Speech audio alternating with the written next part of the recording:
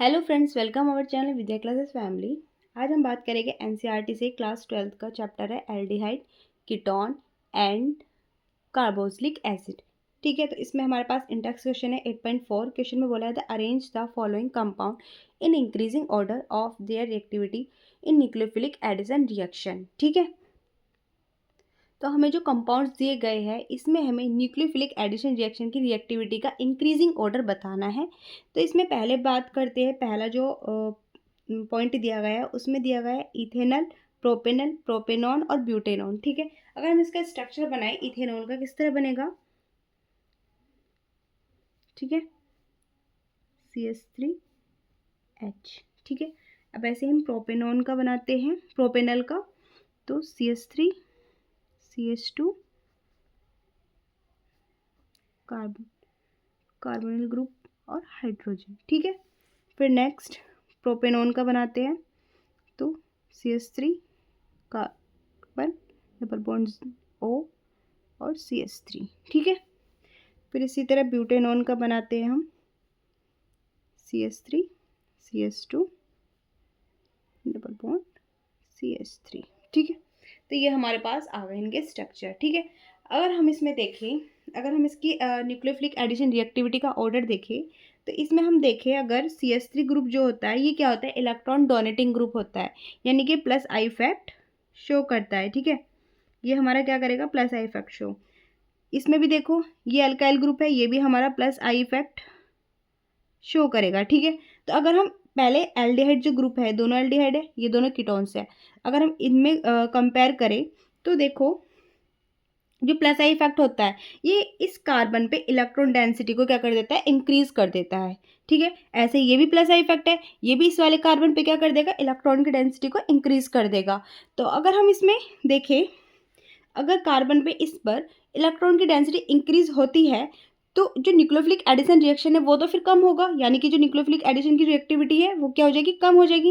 लेकिन अगर हम इस पे कंपेयर करें तो इसमें देखें जो CH3 CH2 है ये क्या करेगा, इस कार्बन पे सब इसकी कंपैरिजन में ज़्यादा इलेक्ट्रॉन डेंसिटी को इंक्रीज करेगा, यानी कि इसकी जो रिएक्टिविटी होगी इसकी ज़्यादा होगी इसकी कंपैरिजन में। ठीक है, यानी कि जो रिएक्टिविटी ऑर्डर निकाले तो इसका रिएक्टिविटी का ऑर्डर जो होगा वो ज़्यादा होगा। ठीक है, इथेनॉल का क्या होगा, ज़्यादा होगा, सॉरी मीथेन, इथेनॉल का क्या होगा, ज़्यादा होगा प्रोपेनॉल से। ठीक है, अब बात करें अगर हम कीटोन की, फिर हम इन दोनों में कंपैरिजन करके देखें तो इसमें देखो जो CH3 ग्रुप है ये भी प्लस आई इफेक्ट शो करेगा, यहाँ पे भी इलेक्ट्रॉन डेंसिटी को इंक्रीज करेगा CH3 ग्रुप।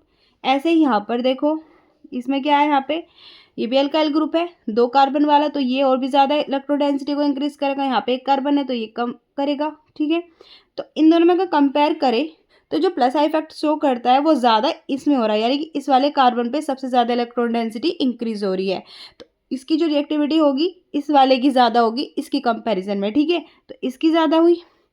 फिर हम बात करें एल्डिहाइड और कीटोन्स में, अब इसमें देखो एल्डिहाइड कीटोन्स में केवल देखो अगर रिएक्टिविटी ऑर्डर निकाले तो एल्डिहाइड्स की रिएक्टिविटी ज़्यादा होती है कीटोन से, क्योंकि एल्डिहाइड में देखो इस वाले कार्बन जो ये वाला साइड से जो कार्बन चैन है केवल यही इलेक्ट्रॉन डेंसिटी इंक्रीज कर रही है, लेकिन यहाँ पर जो है कीटोन्स में दोनों साइड से इलेक्ट्रॉन डेंसिटी इंक्रीज हो रही है, दोनों इलेक्ट्रॉन डोनेटिंग ग्रुप लगे हुए हैं यहाँ पर। तो ठीक है, तो इसकी रिएक्टिविटी एल्डिहाइड से क्या होगी, कम होगी। तो अब इसमें देखो अगर हम इसको इस तरह भी समझ सकते हैं कि जो रिएक्टिविटी है, reactivity is inversely proportional plus I effect. ठीक है, इससे भी हम इसको समझ सकते हैं।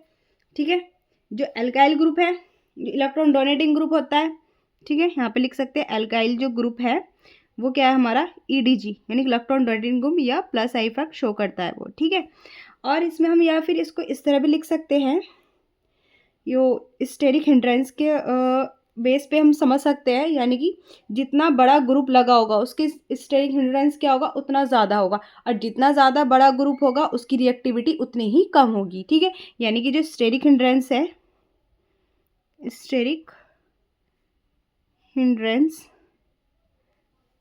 Inversely proportional upon reactivity. ठीक है, तो इस तरह इसका पहला जो पॉइंट है वो हम समझ चुके हैं। अब इसका सेकंड पॉइंट पढ़ते हैं। सेकंड पॉइंट में देखो क्या बोला है इसमें, देखो कुछ कंपाउंड्स दिए गए हैं जैसे बेंजल्डिहाइड, पैरा टॉलएल्डिहाइड, पैरा नाइट्रोबेंजल्डिहाइड और एसिटोफिनोन। ठीक है, अगर हम इसके स्ट्रक्चर बनाएं तो बेंजल्डिहाइड का स्ट्रक्चर किस तरह बनता है, ठीक है, ये बेंजीन रिंग और ऊपर CH ग्रुप। फिर नेक्स्ट पैरा टॉलएल्डिहाइड,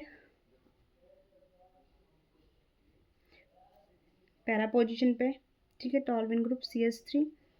फिर next para nitro, para position पे नाइट्रो ग्रुप, ठीक है। फिर एसिटोफिनोन,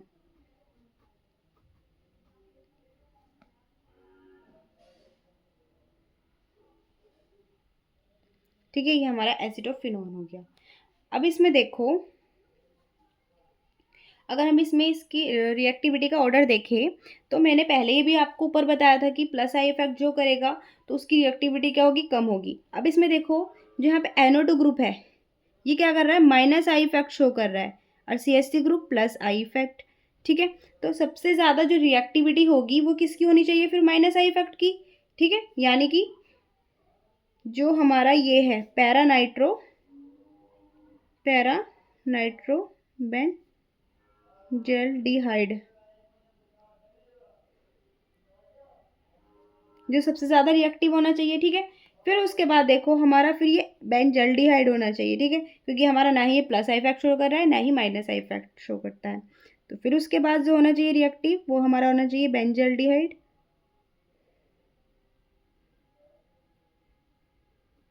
ठीक है, अब देखो इसमें देखो जो CH3 ग्रुप लगा हुआ है प्लस आई इफेक्ट शो कर रहा है। फिर यहाँ पे देखो कीटोन है, तो मैंने कीटोन का तो बोला था कि एल्डिहाइड से कम होती है, यानी कि फिर इसके बाद आएगा हमारा पैरा टॉलएल्डिहाइड।